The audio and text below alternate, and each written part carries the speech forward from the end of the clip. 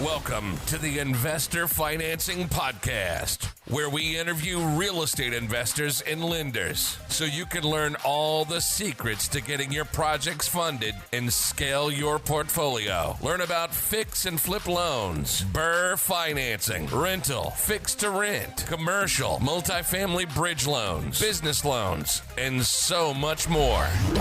And now, your host, Beau Eckstein. My name is Beau Eckstein, and Ty and I have been holding these meetups on Thursday nights, and it was Ty's idea actually, because we're like, how do we motivate our local friends in the Bay Area and beyond? And everybody is at home, and we want to keep the motivation because I've known Ty for a long time, and Ty's a really good deal finder, wholesaler, and broker, and he knows a lot of really great people like yourself. So that was kind of the reason we started. We call it Survive and Thrive, and I'm all about hustling and working hard, and I'm excited to learn from you guys because I've been following you.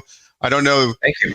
I don't know a ton about you guys, but I see you everywhere. I know you, but I don't know you, and I'm looking forward to really getting to know you. But I'm going to roll it to Ty right now to do some introductions. Thank you, Beau.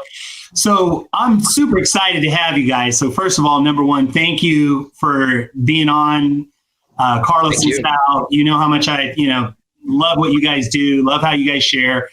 I love your guys' stories too, because they're both unique. And I think, a lot of our audience, a lot of the guys that, that have been following us, guys that I've known for a long time, even people I'm getting to know, can really connect with your story. And I'd like for you to share both. Carlos, we'll start with Carlos and then we'll go to Sal, but just share kind of, early years, coming to America, you're a young guy, to share your story of the humble beginnings. I'll start out by saying that, my mom was fleeing multiple things from Mexico. She was fleeing the poverty, the poverty that we were kind of born into in Mexico. Now that I've gotten a little older, I would definitely consider it almost a third world country. I know a lot of people don't, but at least where I'm from, you got dirt roads. We had a dirt kitchen. We had a back house, where we would, use the restroom. We took baths out of a bucket in the shower. So our shower was pretty much concrete, a little drain system. And then it was literally a bucket that we would have to warm the water up in the kitchen. And then we had soap and we had a bucket, and there was no shower head. There was nothing like that, right? There was definitely no bathtub. So 200 square feet in the living room. That's where one bed belonged to me. One bed belonged to my brother.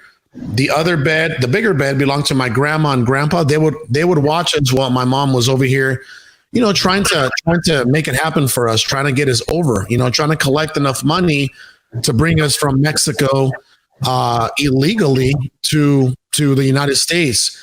So the first time, so she had to, somebody had to watch us, right? So she was fleeing Mexico, the poverty of Mexico. She was fleeing an abusive husband.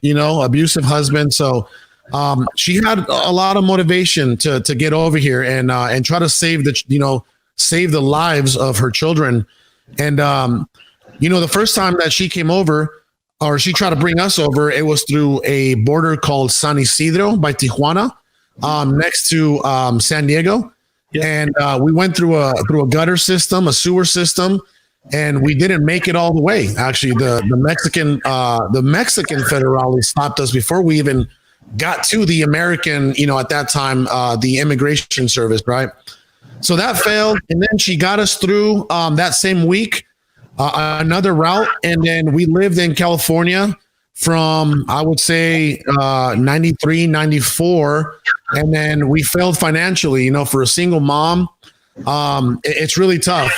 California is very expensive, especially San Diego. We landed in a small city called Escondido, which was a very predominantly kind of Hispanic area in San Diego. And we failed, we didn't do very well. It was very difficult for her to pay rent, take care of the bills, her children, all that. Went back to Mexico. I attended school there. I started selling bread door to door in the neighborhood. And then my mom started working at San Carlos Bay Resorts. Sal and I actually stayed at the resort where my mom used to work. Remember, Sal, I took you there, and we had the Cuban cigars on the beach, Sal and I, and it was a beautiful night. Sal sprained his ankle that night. It still hurts now and then. Yeah. He sprained his ankle pretty bad. He was single at the time. He was dancing and he was having a great time. Sprained his ankle, and we'll never forget that night because we walked. It was really late. Walked down the street. This really dark, like taco spot out of a truck. It gave us diarrhea for like 24 hours. Sal, yes or no? It was horrible. I don't even want to remember that. I know you guys don't understand. We were trying to leave Mexico and we would have to turn back because like we couldn't get far enough to where we needed to use the restroom again. Right, Sal? Like literally, you can't even get like 2 minutes in the car. It was that bad. We gotta go back and then boom, take a crap. So anyway, my mom saved up enough money working at the resorts. I went from being a door-to-door bread guy to I was a kid, 7, 8, 9 years old, working at a big retail spot called La Ley, which is kind of like a Walmart. I was a grocery boy. I had my little cat and my little apron. I would bag groceries and then put them in a cart, take them out to the parking lot, and then ask for my tip, right? So I knew a little bit of English, so I would make good tips. Like whenever Americans came to that store, and it was good. It was good. So we came over to Phoenix, Arizona. I came through a fence. So my mom literally, I've said this story once or twice because there's still a lot that I haven't shared. There's still a lot because it's really, to me, I have the kind of memory. It's almost like a selective memory, right? Like I like to forget my childhood, because of how hard it was. I like to forget all these things that I've been through, but sometimes they come out and Sal remembers, like, I don't know if Sal was there. Actually, I was speaking at this stage over in LA, Hollywood, right before Jordan Belfort was going to go on. The event was called Accelerator. And I started tearing up, because, when you go back into the files, the memory files, it brings back those emotions, right? So that's why I don't really like to dig that far deep. And I don't, I talk about my story here and there, but the fact of the matter is, my childhood, my teenage years, my young adulthood was a very, very tough one. And the second time my mom paid this guy some money, and she said, "Hey, Mijo, I'm going to wait for you across the line here at the McDonald's, and you're going to follow this man, and he's going to bring you through the fence and through a hole in the fence, and he's going to take you to me." At this point, this is about 1997. I think I'm in the 7th grade, and sure enough, I trust my mom with my entire life, and I kind of duck down. I wait for this guy's instruction.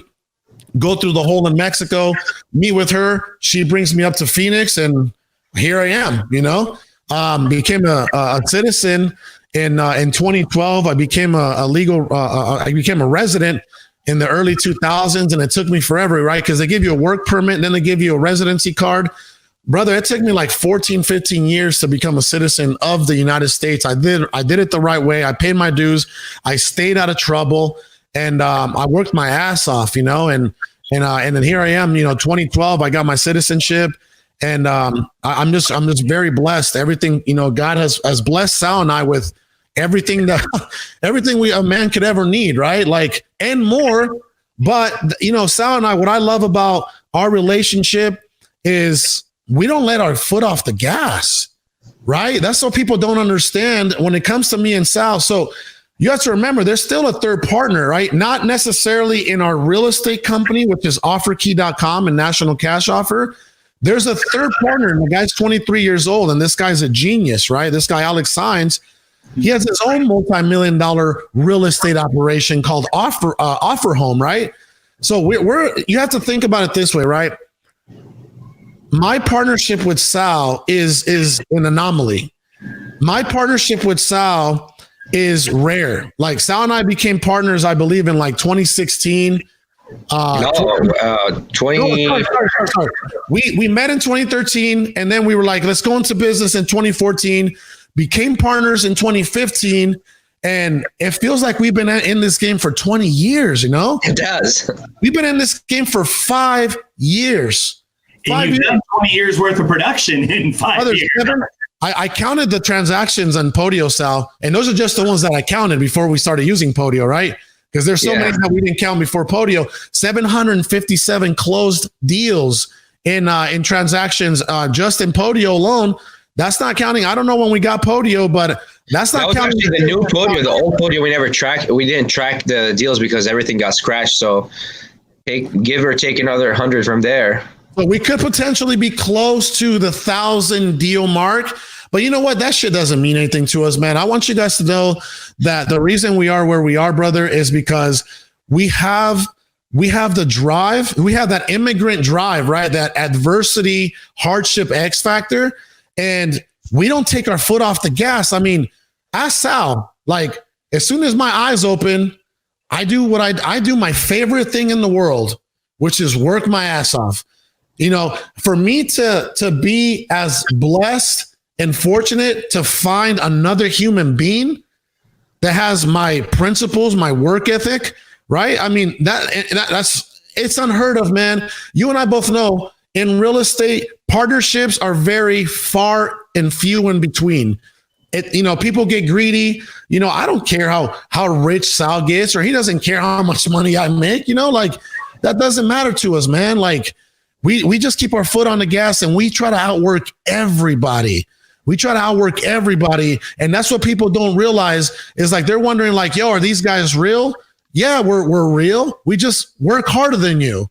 We work harder than we did when we barely got in the game, but now we work more efficiently and effectively and at a much higher level. Every single move has a purpose. Every single move leads to a reaction, leads to some kind of fruit, right? Leads to some type of growth. And that's kind of our story, man. That's where we are today. And I'll let Sal go with whatever he got. I love it, Carlos. Thank you, man. Thank you. And I know a lot of people can relate because, again, I know the audience, people that are watching that, a lot of young guys, a lot of people. How old are you, Carlos? I'm 35, Sal's 30. I love it. Thank you for sharing that so much detail. And, obviously, thank you because I think it inspires our audience. And, thank you so much. Brother. Thank you. You know what's crazy, Ty, is Sal, I called Sal the other night and I said, Sal, you know what our superpower is? And then he's like, no, what is it? I mean, because, we work very well together. Sal goes, I go, Sal, we have anxiety. That's our superpower. Like we leverage our anxiety. We don't have like panic attacks. We're just like, right? All day, every day. Like, look, it's 6:48. I just built a huge huge pit for a playground for my daughters. And I tell my wife, I'm like, hey, babe, I got a conference call I got to do at 6:30. She understands. You know what I mean? I ate dinner early just to make sure that I can make this. And our superpower is we're both extremely anxious people. We used to think that was a deficiency. Like, Sal has anxiety. I have anxiety. That's actually our superpower. That's probably why we outwork everybody, So go ahead, Sal. I'm going to let you take over for the next 15, 20 minutes.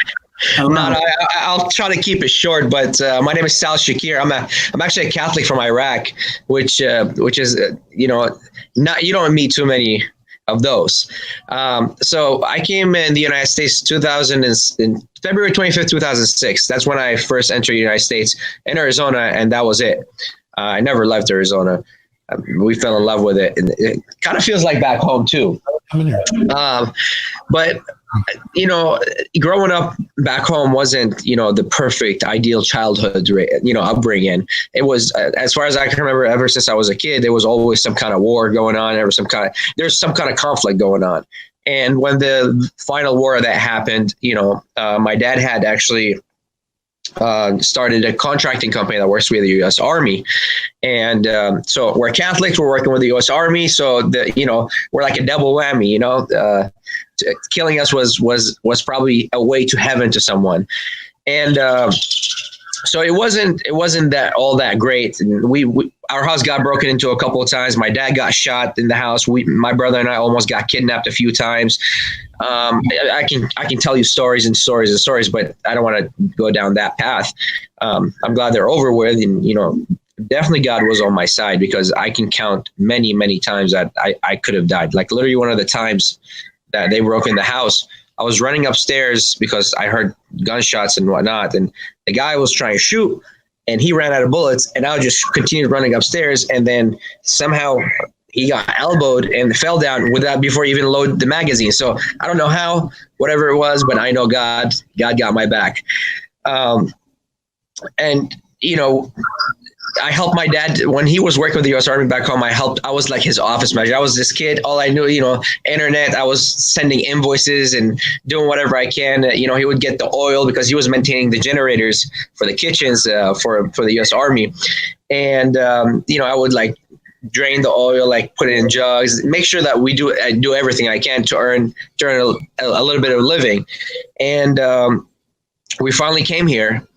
Once we came here, life, we thought everything is great. Life is great. We fled because that was the only thing. The for us was just to flee from there. There was we didn't have to worry about financial freedom was the last thing on our minds, like survival right now. How do we live today? How do we live to tomorrow? And we came here, and then we failed financially, and I saw my dad lose like 60 some pounds or 70 some pounds in a very, very short amount of time. And I've never seen my dad cry besides his brother's funeral. And that was the second time I see that. And it was kind of tough. So to me, that was the drive. I said, no matter what happens, I'll make sure that my family will not be in this situation. So I started going to 0-hour school so I can leave school early and work every odd job possible. I painted walls. I worked in the AC as a helper. I did laundry. I worked in the laundry business. I did plumbing. I did every odd job that you can think about. And then when I graduated high school, I signed up for college, but I never went to college. I went to San Diego for the 4th of July, and there was this place that I went to. Was like kind of a party, and a job opportunity presented itself. It was with the American Army again, where I can be a civilian contractor trainer. It's called a rotation, where you prepare the Army or we worked with the Army, Marines, and the whole nine, and to prepare them in an environment, how to survive an environment like Iraq, Afghanistan, and things like that. So I did that for 3.5 years. I would go once a month or once every 2 months for 3 weeks and kind of just do the training. And when I come back, I would do work every odd job possible, the AC and whatnot, and then saved up a little bit of money. Then I start buying cars to sell at the auction, buy at the auction, fix it up, sell at the auction again. Just did every odd job, did Herbalife and other stuff. At that point, we switched from survival now. Okay, let's survive financially. And before you know it, I ended up buying a condo for like $14,000 or $15,000 at 18 years old, barely saving everything, and it was on fire. So fixed it up. My dad helped me with that as well. And one contractor and, or one handyman, and rented it. And then by that time, after a couple of years, opened up a car dealership. And again, just saving away every penny I can have. All that happened without, trying to go out buying, Red Bulls and Gatorades, and every penny counted. And in 2013, opened up my car retail lot, not the wholesale now, and met Carlos. And by that time, I had sold the condo. Carlos was working for this 9-to-5 job he had, and he was flipping hats and everything. I'm like, this guy is a hustler. We became really good friends before we even talk about hustle or anything. And before you know it, I'm like, Carlos, why are you flipping hats and stuff? Let's go to the auction. You'll like this better. So we go to the auction, pick up this car. Carlos, picking it up for Carlos. Carlos, I don't even remember if you watched it. I think you took it to the $3 car wash, right, Carlos? Yeah. So it was a 2007 Saturn Ion. Yeah. Yeah, it was green, and the green. For 2,500, sold it for 5,000. Yeah, made 100% on it, and and soon after that, I'm like, let's do a business together. Let's do something together, and we thought about every single business but real estate. And he just had sold his house too and made some money from his house that he lived in before. So, and we were thinking about every business, every single business but that business.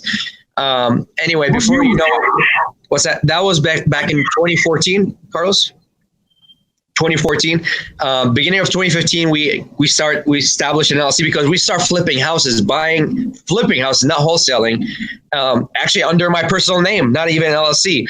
And then we start paying out these wholesale fees to wholesalers, actually advancing wholesale fees to wholesalers. We'd be like, okay, we want this deal. How about we pay you the 15 grand up front? That's how aggressive we were to buy deals. And we flipped a few properties, and then we're like, why won't we be the wholesalers to wholesale to ourselves so we can make more money, right? That's how most flippers start becoming wholesalers. And we just became good at wholesaling.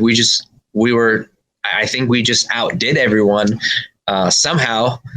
And now we're we're a national, buying company and a selling company. Our first wholesale deal came from a bandit sign. A bandit sign. Yeah. Yep. We made when he used to work in Arizona. We made $5,000 off a bandit sign, and then what we did was we were so scared, just like everybody out there. We were so scared of marketing expenses, and what's funny. We were scared to spend $2,500 on a marketing campaign, a direct mail campaign. So what we did was we partnered up with another local company named Highest Cash Offer, Jared Vidalis and Danny Crowell. Yep. And we were like, okay, guys, so we'll go 1,250. You go 1,250. Boom. We shoot out our first campaign. We made like $60,000 gross off that mail. We did 3 deals at $20K a piece, right? And then we were like, "Wow, that was amazing! Holy shit! Like that's never happened, right?" And then we were still too scared, and we did it one more time with them because we, at this point it's crazy, right? Like I think that when it comes down to marketing expenses risk, it's something that you slowly, gradually. Build capacity for, or tolerance for, right?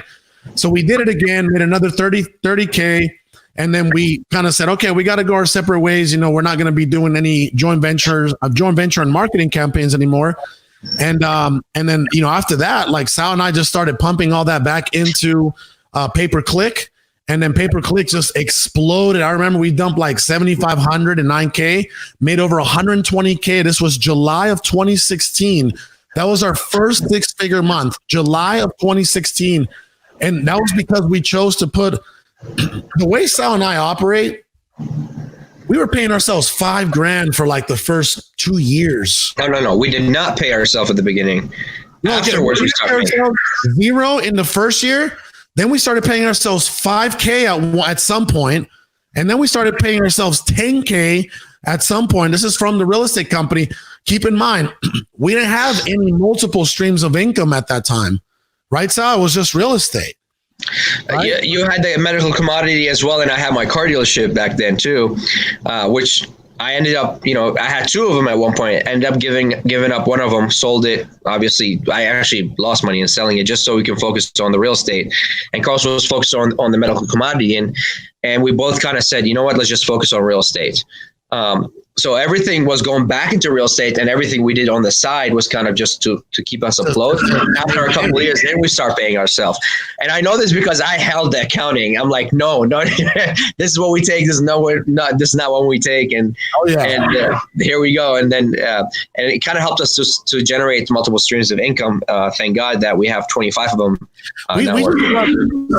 That's what I love. Like I love just creating shit with Sal, right? Like, I just love, like, Sal would be like, hey, all right, we're going to, we're going to try this. And then, we just start dumping money into that. We've had some failed businesses. We've lost hundreds of thousands of dollars on an import export company, inventorycity.com from, that we were dealing with China.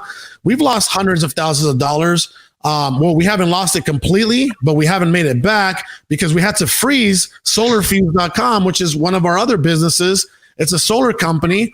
But as you can see, right, like we use our money to add assets, to create other businesses, right?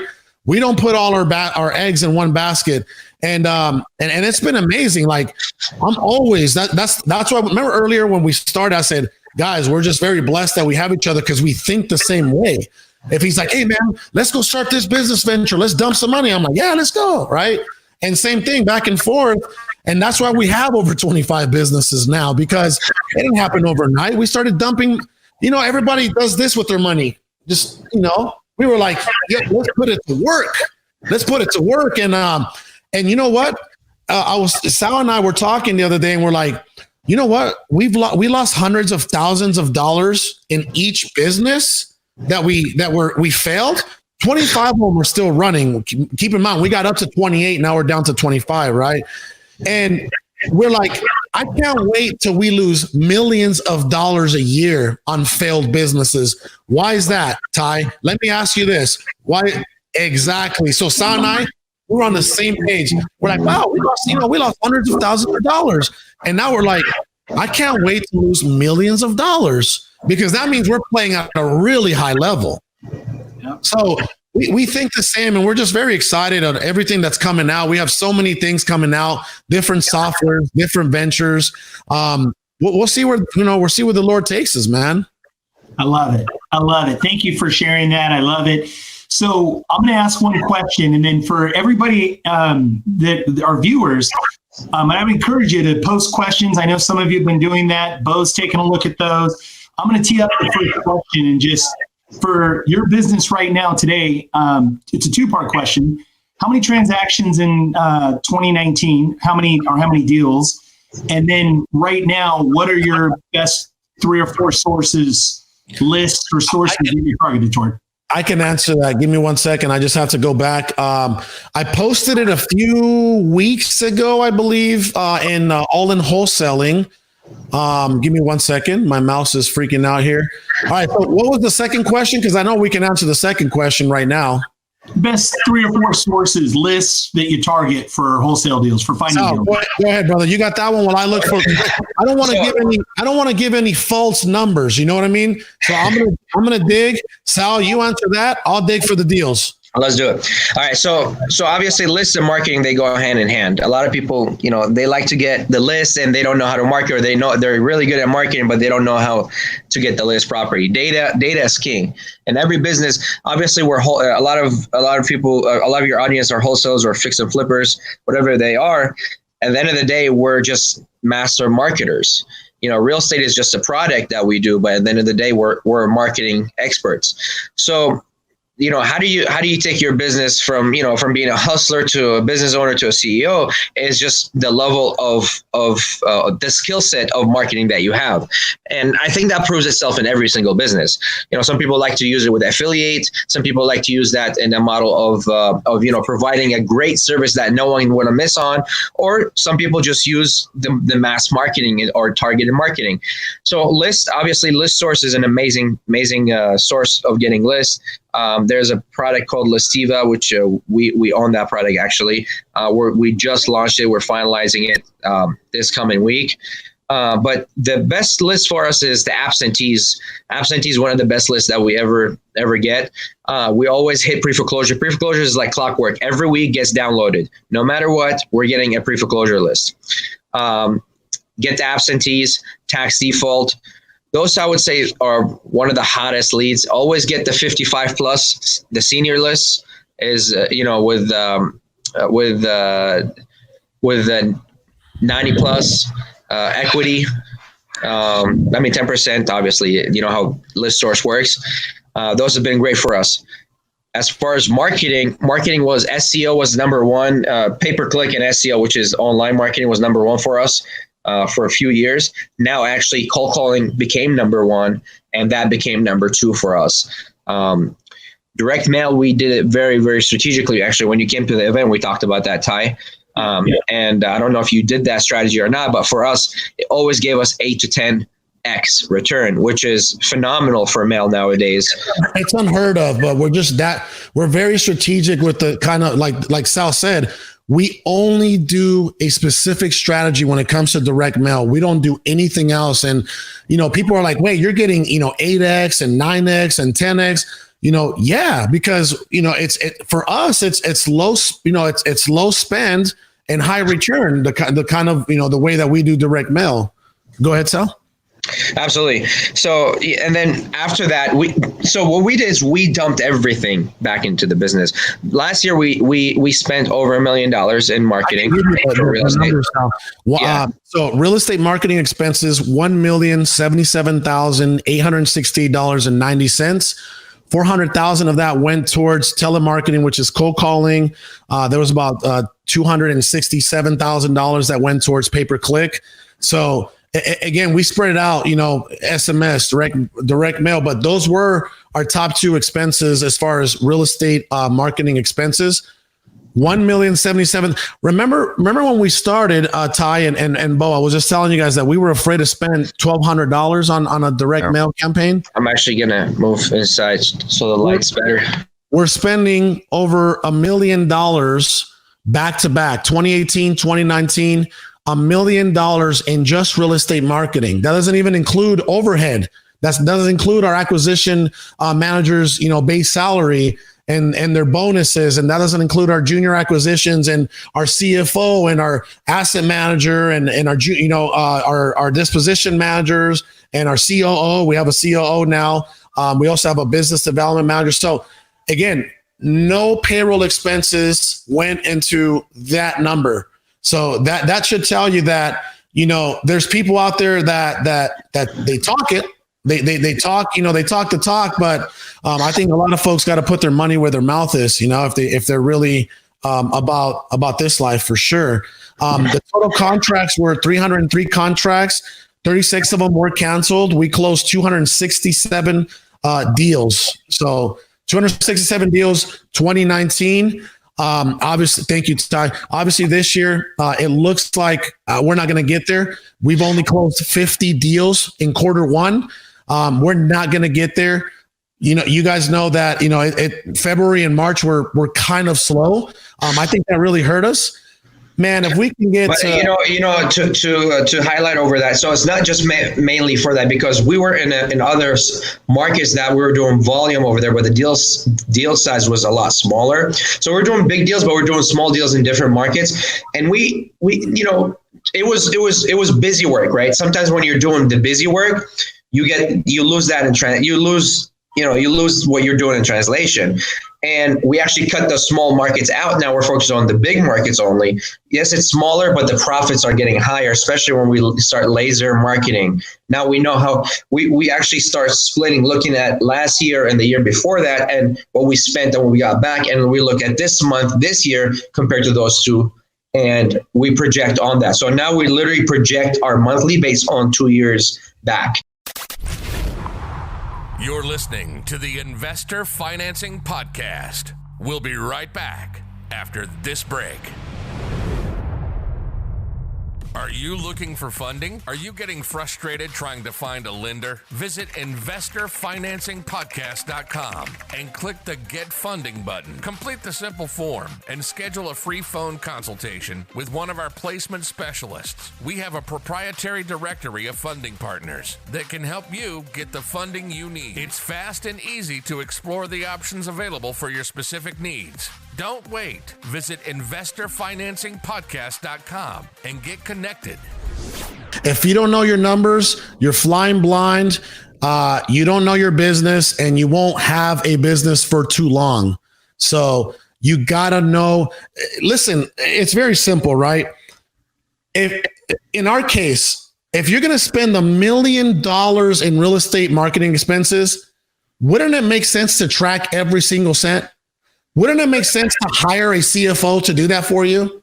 right? I mean, shit, you're spending $1 million. You might as well grab a CFO for $60,000 to $80,000 a year and have them. How much money does that person save you, right? I see a lot of people don't understand, right? Just like marketing is an expense, your personnel, if you have the right team members, they're not an expense, they're an investment. I'm sorry. Just like marketing is an investment, so is your personnel. Think about it this way, right? I got guys that would land a rip, like a home run. John Hutton, he landed a $90,000 deal last month. Shit, that pretty much pays for his entire salary for the year. You see what I'm saying? So it's worth, that's the way I see it. I see it because I come from corporate America. I remember being literally used, and Sal used to tell me, like, dude, you work really hard, right? These guys were paying me $60,000 to $70,000 a year. And I would run that business like it was my own. And I would freaking bring them $250,000 every single month and not even think twice about it. Right. But that's the investment that Chad Miraglia, the owner of that company, he's like, okay, I'm going to give Carlos, $70,000 a year. Oh, but he's going to produce millions of dollars for me. Well, that's how we see our team members. Yeah, we'll give up a decent salary. We'll give up a commission percentage per deal. But you know what? You better be worth it. You better be producing. You better be carrying your own weight, or else you're not going to last in our business, because we expect everybody in our company to have the same work ethic and move at the same speed that Sal and I do. If we catch your ass, not being that type of person, you're not going to be on this team. And that's the difference between a lot of people put up with mediocrity. Like Sal and I are not comfortable. We're not mediocre people. Why the hell should we put up with mediocrity and have people be comfortable? Sal and I actually love to be uncomfortable. When we get comfortable, we get very frustrated. So again, that could be another huge difference of why people are like, these guys have only been in the game for 5 years. How are they closing more deals than the guy that's been in the game for 15, 20 years? Hey, listen, bro, this is a hobby for you. You like to walk your flips. You don't like to hire anybody. Right? You like to waste your time and be busy, right? You like to be busy? Good for you. We like to be productive. We like to be efficient, period. We like to hire people. We like to create leaders. We like to put those leaders in certain departments. Every single department has leaders. And guess what? Now we have a freaking army going up against your 1 and 2 personnel type of company out there. Yeah, we're going to win. Yes, we're going to get more deals. We have a freaking army. We built an army. That's something a lot of people are willing to do. They're not willing to build an army. Oh, it's too much work. Oh, I don't want to train this person. Oh my God, what if this person, what if I take a risk on this person and I teach him everything and then he runs and creates his own company? There's so many different things out there, right? But the fact of the matter is, Sal and I, we actually pride ourselves in being good, sound leaders that lead by example. And we love building and creating other leaders. And that's why our company is where it is. And that's why our company is going where it's going, because we have a freaking army that we decided to build right from the jump. We wanted to be Burger King. We wanted to be McDonald's. We didn't want to do, you can ask anybody in Arizona, right? And I love these guys. I love a lot of these guys. I love, the Jesse Delgadillos and Alex Sanchez. These guys are powerhouses. They've been in the game forever. They saw us starting to build an army, and they're like, holy shit, these guys are building an army. They're not doing the traditional, hey, I'm cool, I'm a fix and flipper. It's taking me an hour to drive to that one flip, and then it's taking me another 30 to an hour to. No, we're in the office. We're closing deals over the phone. When you're driving to 2 properties, we've made 20 offers. One of our acquisition guys. You see how that compounds into massive action, and massive action compounds and results into results. I love it. Dude. You're just bringing the heat. Thank you, man. That you're bringing the heat. I love it. Both been monitoring the questions, so I want to get some couple questions going. Beau. Yeah, sure. So what markets do you guys primarily buy in right now? Mr. Sal? So Arizona, obviously we're in Arizona. Arizona is the guru capital, number 1. Number 2 is a very competitive market. We are in Vegas, so we're in Henderson as well, where you're at.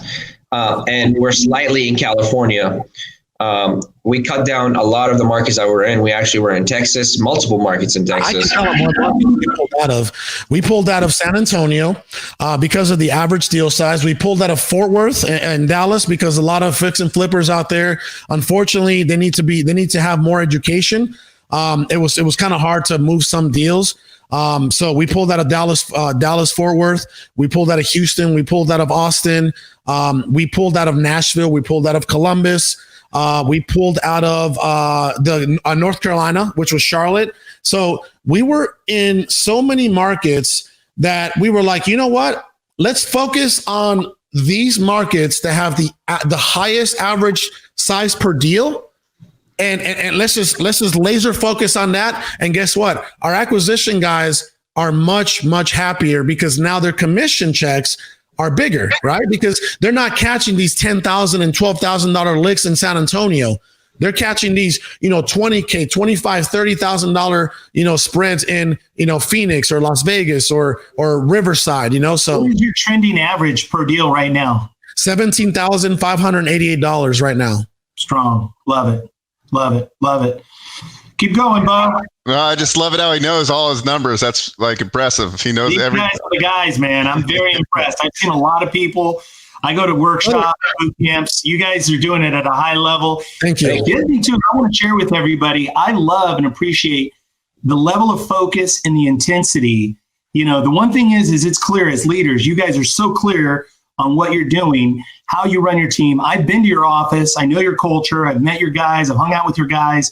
You guys, this is like what they say they do and how they talk. They walk the walk. And I just want to share that that's really important. If you're going to spend time with, follow people, online, Instagram, go to workshops, boot camps, things like that, you want to be with the real ones. And these guys are real. The only way that they would be here with us is because they're real. They're 100.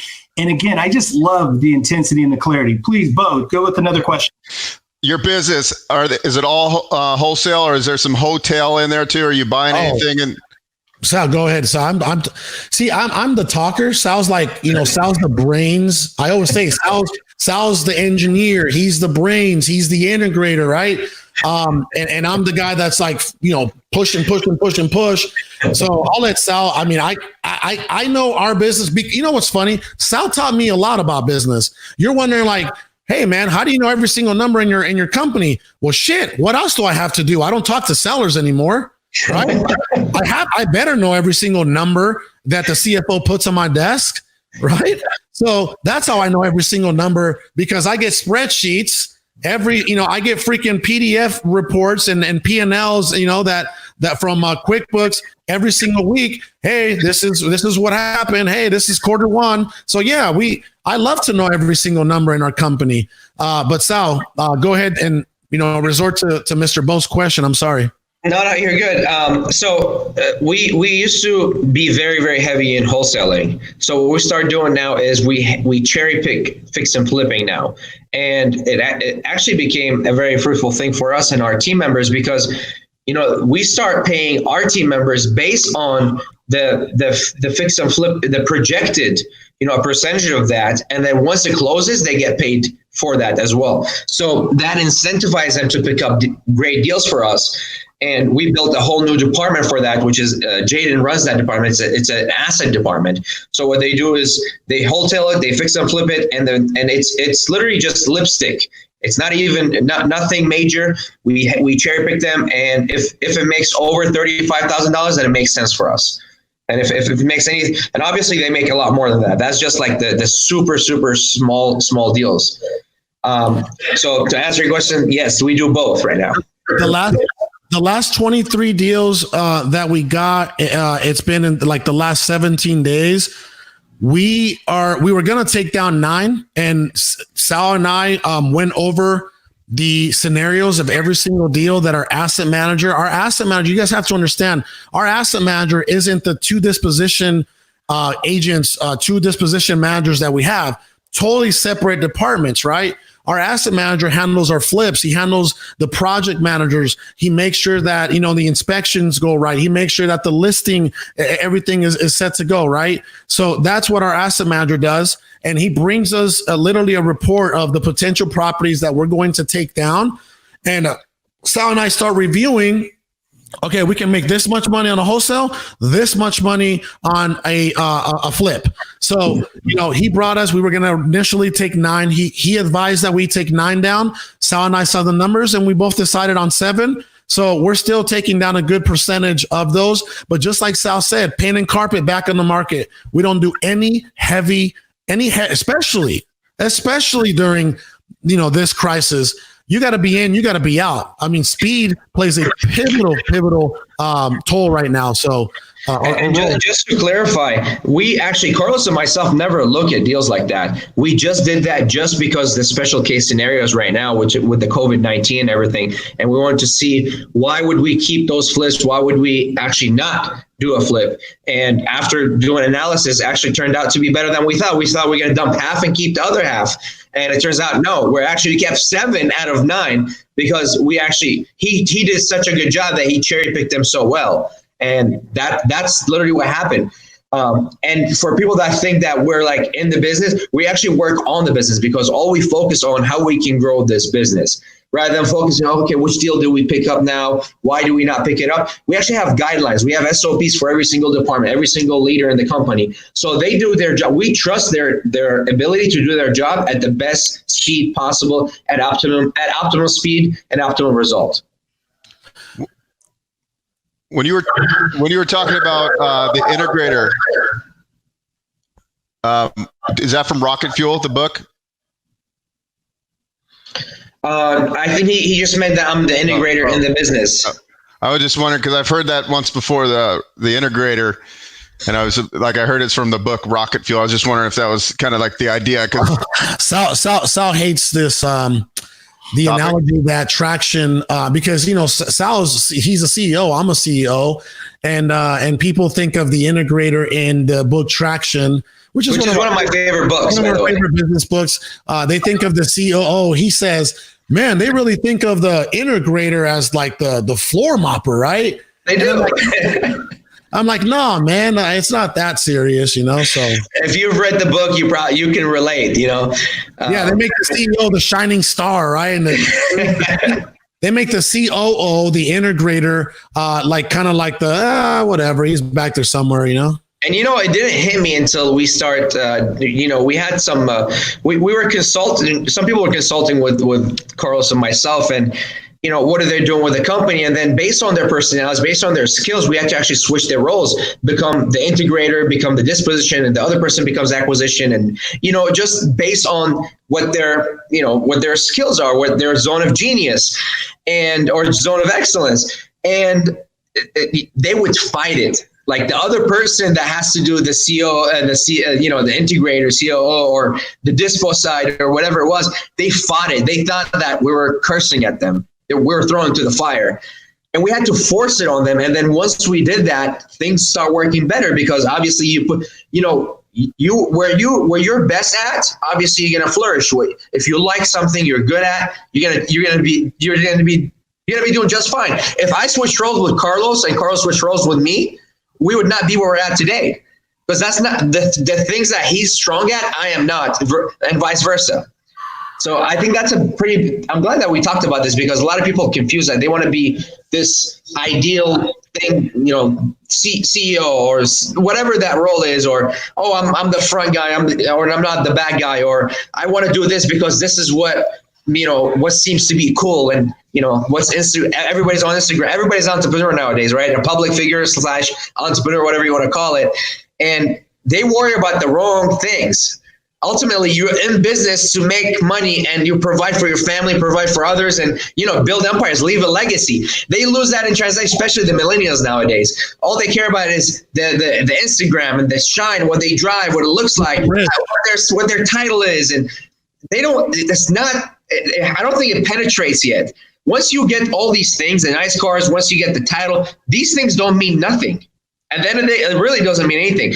When we go to work, literally wake up in the morning, work, go to work, finish work, come home, and like, what's the next move? Yeah, you spend time with the family, you spend time with, you make sure everything is good at home, but you want to make sure that what's the next move, especially in times like this. It showed me how weak people are. And I'm sorry to say, people are fragile. It just showed me how fragile people are. In times like this, the real, it showed who's the real. Like Warren Buffett said, when the tide pull, it shows who's naked, who's not.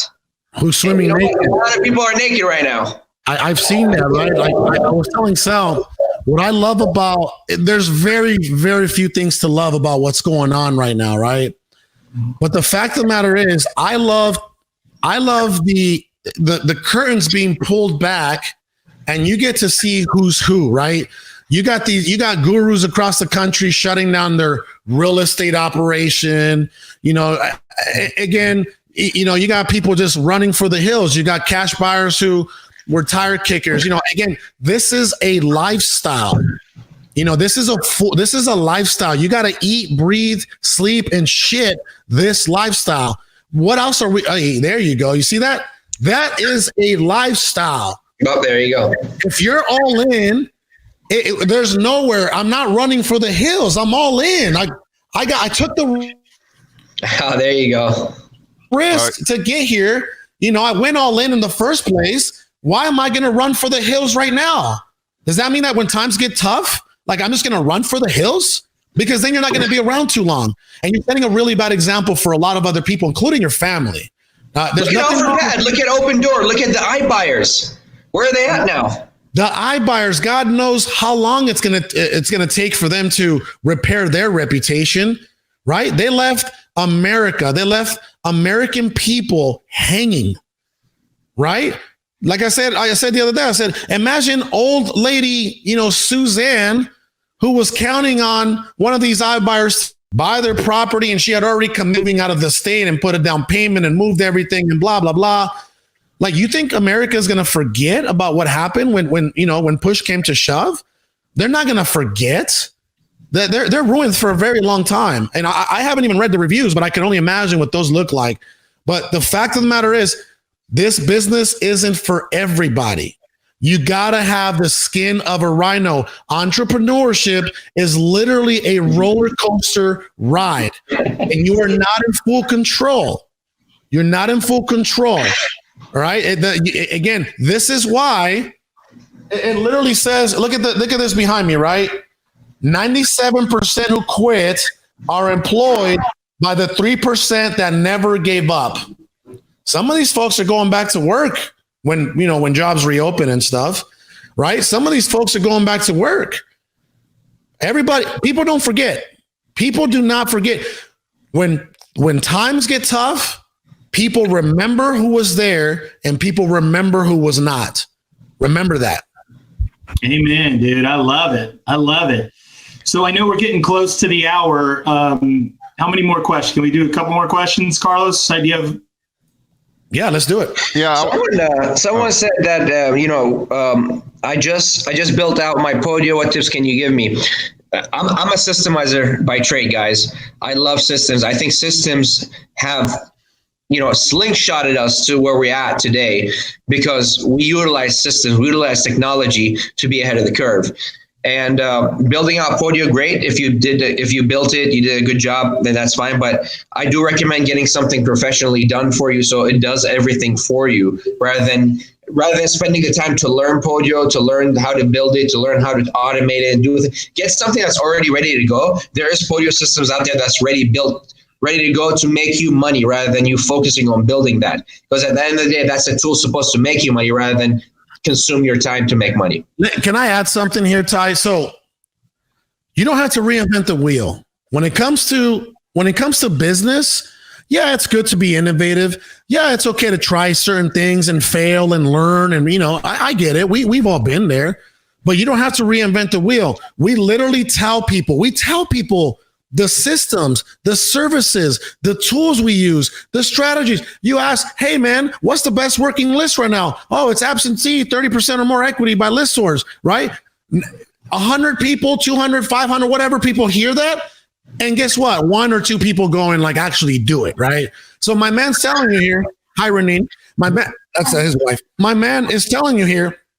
Hey, listen, we use Hercules, right? The podium is called Hercules by Investor Automation. InvestorAutomation.com. You don't have to sit there and pay a programmer and build some podio from the ground up. It's already built. Everything. That's 4 years to build that. And it's scalable, right? And then the other thing that I want to say is like this, right? People ask me like, oh man, you guys got 110 deals in 2019 from just cold calling. You guys got 83 deals from just cold calling in 2018. Yeah, because we've had in-house cold callers.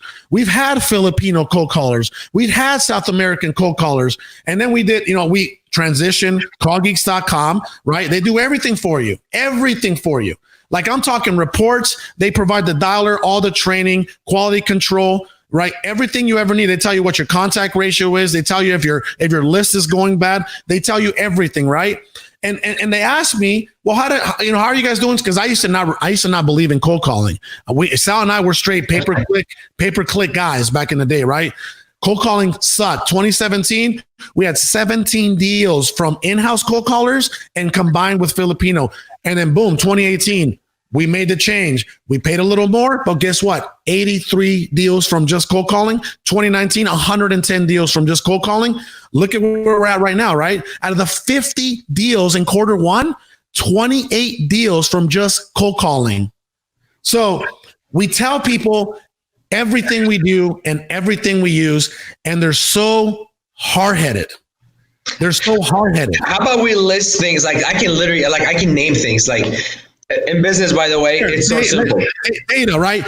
Hey guys, where do you go pull your raw data? List source, Rebo Gateway, Citricado, the Reyes, Listiva.com, propertyradar.com, right? So, okay, there you go. All right, where do you guys skip trace? Need2skip.com, 4 years. Right after TLO, we started using need2skip.com, and you guys can go check it out. It's absolutely beautiful, redone, whatever. It's TransUnion Credit Bureau data, right? What else do you want to know? Okay, who do you use for cold calling? Callgeeks.com. Who do you use for pay-per-click? MagnusDigital.com. Guys, you don't have to reinvent the wheel. Just call David Coyle and Terry Thayer and Austin Rutherford and Keith Everett. Guys that actually pay attention and like, okay, well, I'm going to use the same shit they're using because they're winning and they're getting a bunch of deals and I'm not. Right? So you don't have to. If people are cold calling and using Mojo, you're on the old. You're 1999. We haven't used Mojo since 2016. Right? So share with everybody, and I want to just, how do they follow you? Also, I think too, like I know you've got a thing coming up on Tuesday. Yeah, so Tuesday, it's a 1 day. It's literally like $297. It's a 1 day real estate. I signed up for it. I'm excited for it. So real estate acquisitions from our two sales directors who run our team and Alex's team, and they oversee the entire floor, and they're still in the trenches locking up deals every single day, right? So that's closers only, closersonly.com. That's a full 8 hours. It's probably going to go 10 hours. These guys always over deliver. It's probably going to go 10 hours of straight sales and acquisition advanced strategies. They're actually going to close deals for people, for people that and they're going to close deals for other people. They're going to. So again, that's coming up Tuesday. Closersonly.com. $297. You can't beat that. You learn a strategy that's going to bring you a $20,000 deal. Guess what? Your return on investment is out of this world, right? And it's completely virtual, so you don't have to leave your house. Yeah, it's through a Zoom call. So, love it. So just to summarize everything, data, you got, list source, Rebo Gateway, Citricado, Listiva. You want a system, you go to investorautomation.com, get Hercules. You want a dialing system, all-in dialer. It's by Zenco. It dials 10 to 12 numbers at the same time if you want to. It's cheaper. It does so much more. If you want a cold calling service, like a company, Call Geeks. If you want a digital marketing company, MagnusDigital.com. If you want skip trace, Need2skip.com. Literally, that's all you need to launch a company right now. Let me say this, guys. Let me say this, because a lot of people are like, oh, they're promoting this. Hey, listen, if you didn't spend $1 million last year in real estate marketing expenses, just be quiet, right? Why am I saying that? Because do you think that we're going to take a risk on using the wrong resources, if we're going to spend $1 million, you bet your ass off we're going to try to use the best of the best of the best. We're not spending, $2,000 a month here. We're spending $1,077,000 over the course of 12 months. You're right. We've already done our research. We've already failed with everything that you can throw at us, right? So before, again, when people are like, well, what the hell's going on here? Why are they, they use this and we spent $1 million. We're going to use the best of the best of the best, period. And if you guys got something better, please let me hear about it. And then I'll go test it. And then, and then I'll move forward or not, so that's just the way it is. We tell people all the time, like, hey, listen, man, this is what we use. We're very, it's really a success for us. But again, guys, you guys have to understand, real estate wholesaling, finding off-market discounted properties is determined. It's literally a two-component monster, right? You got sales and acquisitions and marketing. And then everything in between is systems and everything you can think of, right? That's what you are. As a wholesale company, you're a marketing and sales company. That's all we are as a wholesaling company. So people also need to understand that. Let's simplify it a little bit. So what's a website we can get all those links on? Do you guys have a main page that we can view? Allinmarketing.com. Allinmarketing.com. And actually allinnation.com. You can see a lot of our stuff, podcasts, services. So allinnation.com.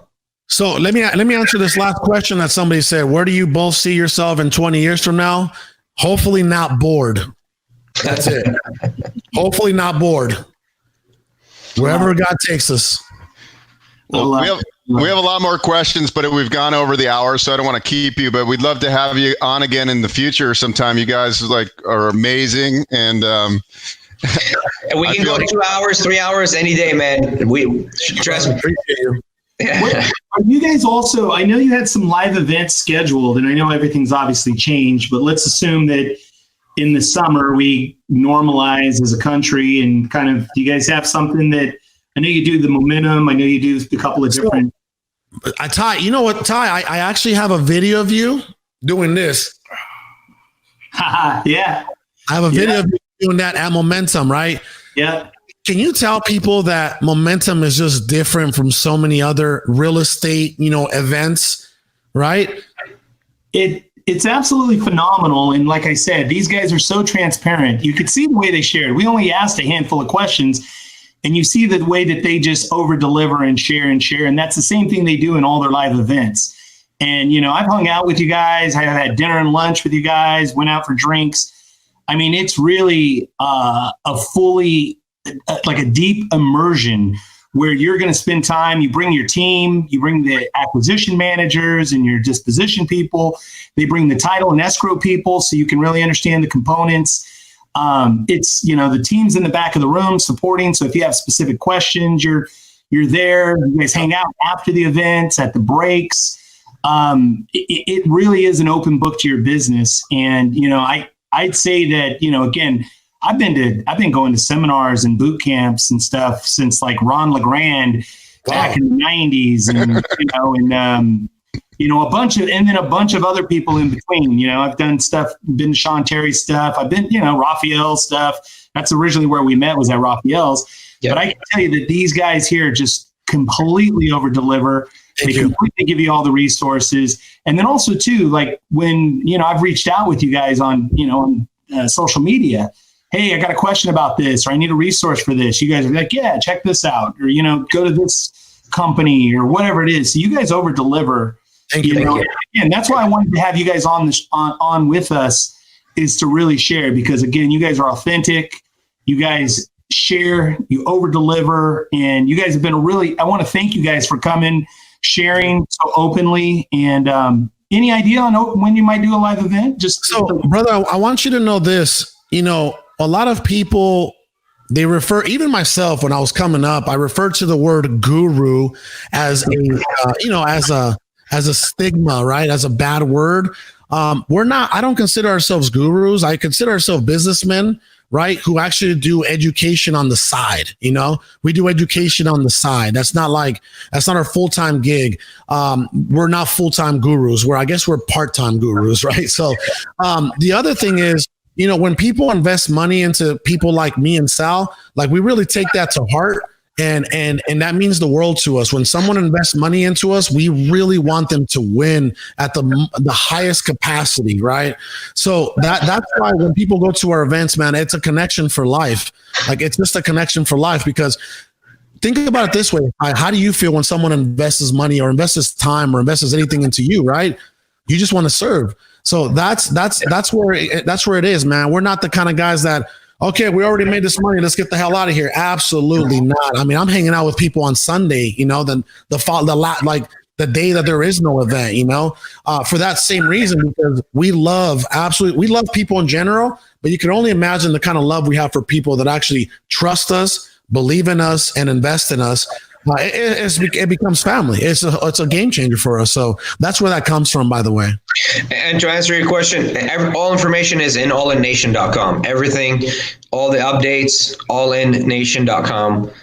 We try to update it as much as we can. And guys, if you have any questions, we always answer. If you want, we actually share a phone number, all three of us. And if you want to reach us, I can give you this number. Just text us whatever you question that you have. It's 602-461-7416. 602-461-7416. If you have any question, shoot us that question and we'll answer you. It'll be myself, Carlos, or Alex personally answering your questions. Thanks for listening to the Investor Financing Podcast. For show notes and useful resources, please visit investorfinancingpodcast.com. For questions or comments, email info@investorfinancingpodcast.com. If you enjoy our show, please share it with your network. Until next time.